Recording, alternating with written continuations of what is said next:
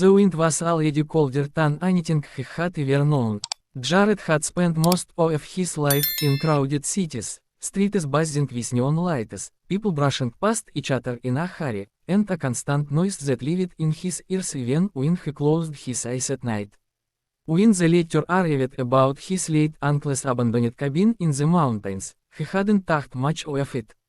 A piece of old property, probably half ruined, but still his. He thought he might stay a few days, repair what he could, sell it, and return to the world he understood. But the mountains had a different plan for him. As he climbed the narrow, winding road, snow falling like quiet whispers around him, he felt the silence of the wilderness reaching into him, brushing away the cluttered thoughts of the city. Vast pine trees, heavy with snow, bent like wise old spirits bowing to greet him. By the time he reached the lonely cabin, dusk had already stretched its purple fingers across the sky.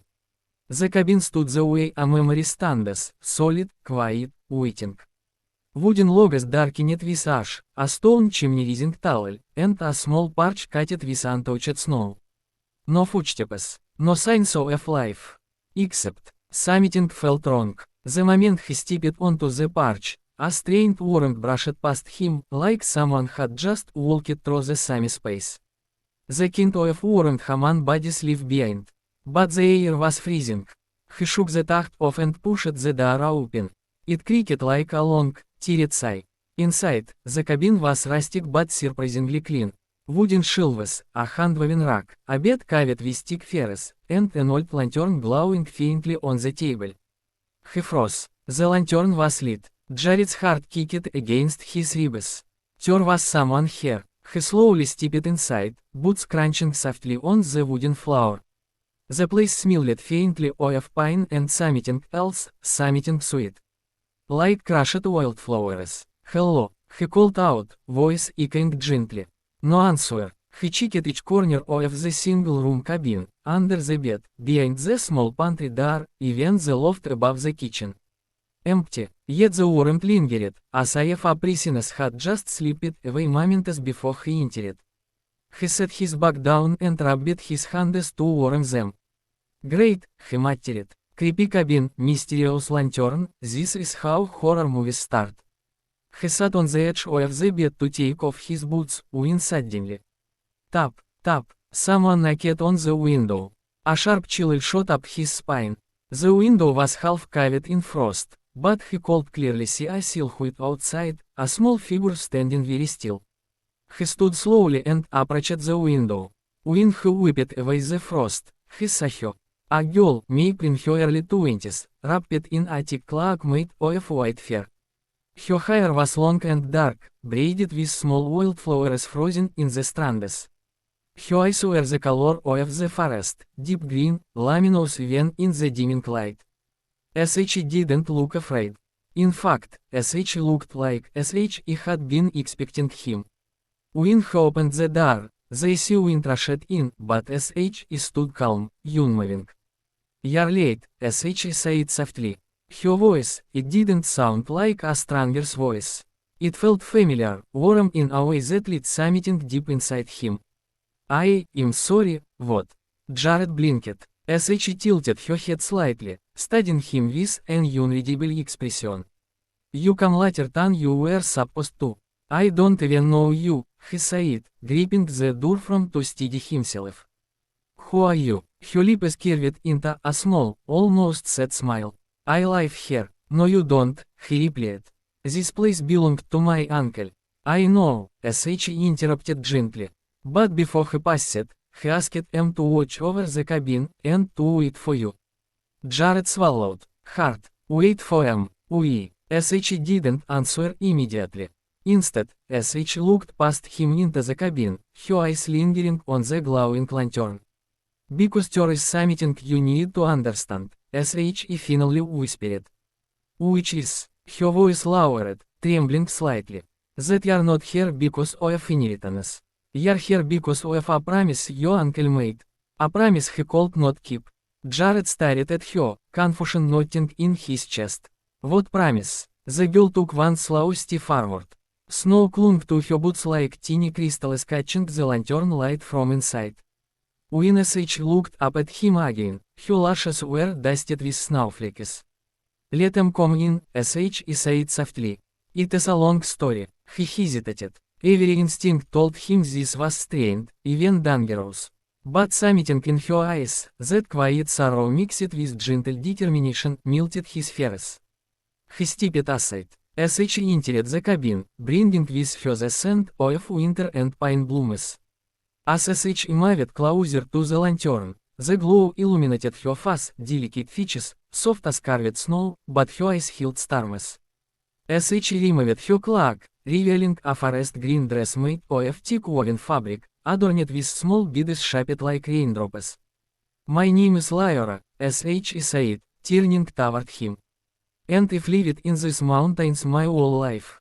Jared nodded slowly. Okay, Lyra, what exactly did my uncle promise? SH lowered her gaze. That he would protect M. The words hit the room like a quiet thunder. Jared stared at her, speechless.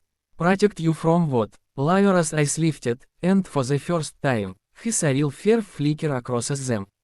From the mountain, SH whispered. Jared felt the cabin suddenly shrink around them. The mountain, he repeated. Lyra took a deep breath, folding her hands together as to bracing herself. These mountains are alive in ways you cannot imagine. They watch, they wait, and sometimes, her voice trembled. Sometimes they take. Jared's breath caught. My family was taken by them. Long before your uncle found M. He felt the weight of her words sit heavy in his chest. I don't understand, he said quietly. You will, SH whispered, stepping back toward the door. But not here, there is something you must see. SH grabbed her white fur cloak again and pushed the door open. The cold wind howled inside like a warning. You're not coming back tonight, if you stay out, Jared said without thinking. Lyra paused in the doorway, turning slightly, a faint, knowing smile touching her lips. I know, SH said. But you will follow M. Her confidence shook him, and if I don't. SH looked into his eyes, and her voice softened in a way that made his heart stumble. You will, SH whispered. Because your uncle was right about you. Before he could ask what SH meant, SH stepped into the snow, the wind swallowing her silhouette. Jared stood frozen for a moment, heart pounding. Something told him that if he followed her, everything in his life would change. And something deeper whispered that it was already too late to turn back. He grabbed his jacket and stepped outside. Into the cold, into the mountains, into the secret SH had waited years to reveal. Snow crunched beneath Jared's boots as he followed Lyra deeper into the forest. The moon had risen high, glowing silver against the dark blanket of clouds, casting long, ghast-like shadows across the trees. The air was sharper now, biting at his skin, as if the mountain itself was warning him to turn back. But he kept going. Lyra walked ahead silently, her white fur cloak blending into the snowy landscape. SH moved gracefully, barely disturbing the snow, like SH belonged to the wind itself. Jared watched her, small, fragile, and yet capable of leading him into a place he didn't dare go alone. Where are you taking M? He finally asked. SH didn't turn. To the place where everything began. To the truth your uncle was too afraid to show you. My uncle, he muttered. He never mentioned you. He couldn't, SH said softly. He was bound by the mountain. Just as I was. The answer only tangled Jared's thoughts further. What did the mountain bend? How could a man be bound to land? The forest thickened around them, pine branches bending overhead like archways in a cathedral of ice. The silence was unnatural, no birds, no rustling leaves, no distant howls. Even their footsteps seemed swallowed by the snow. Finally, Lyra stopped at the edge of a frozen lake. The surface glowed faintly under the moonlight, reflecting shimmering patterns like veins of blue light running beneath the ice. Jared stepped closer, peering down. He felt something under the surface, like movement. This place, Lyra whispered, her breath fogging the air. This is where the mountain takes what it wants. Jared's blood chilled. Your family, he asked quietly, sh nodded, eyes glistening. When I was a child, the mountain spirits lived in balance with us. But one winter, they turned hungry. My parents tried to protect them, but the ice cracked beneath them, her voice broke. They were pulled under. The mountain demanded a life. It always demanded something. Jared's heart twisted. How did you survive? The spirits spared them, he said. They left them with a warning, that one day I must repay the debt. Jared understood now, her sorrow, her isolation, the quiet heaviness in her eyes. But what does all this have to do with them? He asked slowly. Lyra turned toward him, her expression suddenly soft. Your uncle found them standing near this lake, he whispered. Alone, frozen, waiting to be taken. And he saved you, he tried. Her voice trembled. But the mountain marked them. I could not leave, so he stayed with them for years. He protected them from the spirits, fed them, taught them, and kept the cabin warm so they wouldn't take them in the cold. Jared had to take a step back. His uncle, the quiet man with sad eyes, the one who disappeared from family gatherings without explanation, had been living with this girl. Protecting her. How long? Jared breathed. 13 winters. Jared's head spun. He never told anyone, Lyra continued. Because he made a promise. He said one day you would come. And when you did, the debt would finally be paid. Jared felt the world tight beneath him. What debt? He whispered. Lyra stepped closer, her green eyes shimmering in the moonlight. The mountain takes a guardian every generation. Someone who stays behind to keep the balance. Someone who watches over the forest, and protects those the mountain would claim. Jared shook his head violently.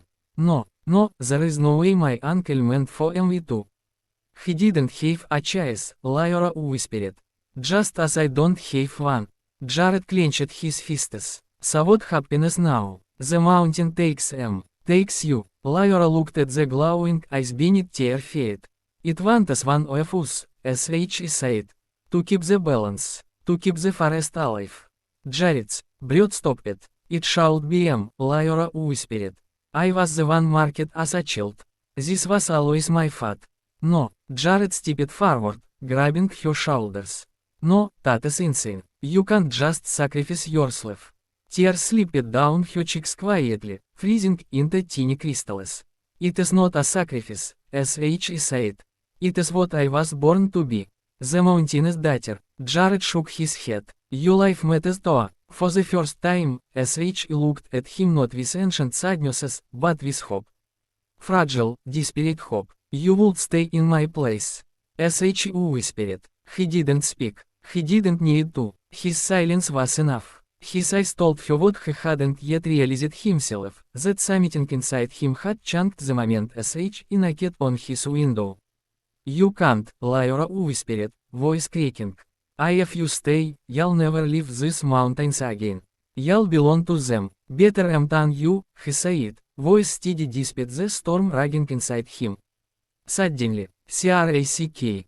The ice beneath them split. A glowing blue fish ran across the lake like lightning trapped under glass.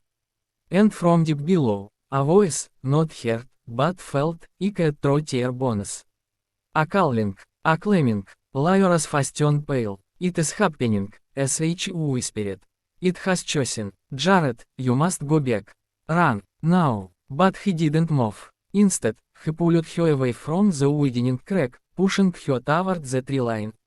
I have onion runners, he said. It is you. No, sh cried, grabbing his coat. You don't understand. I have the mountain chooses you. It didn't choose him, he said. I chose. The crack widened again, glowing like a living wound. Wind spiraled around them, lifting snow into a swirling vortex. The mountain roared, hungry, ancient, determined. Lyra screamed, trying to drag him back, but he held her hands gently and whispered. You deserve a life, Lyra. A real one. Tears streamed down her face, sparkling like stars. I'll never forget you, sh whispered. He smiled, soft, sad, brave. You won't have to. The mountain howled. Light exploded from the crack, swallowing Jared in a blinding blue glow. Lyra screamed his name as snow and wind rose like a tidal wave, pulling him into the heart of the mountain.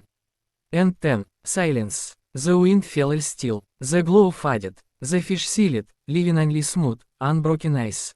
Lyra collapsed to her knees, trembling, sobbing into her hands. The forest around her breathed again, as though a great storm had finally passed.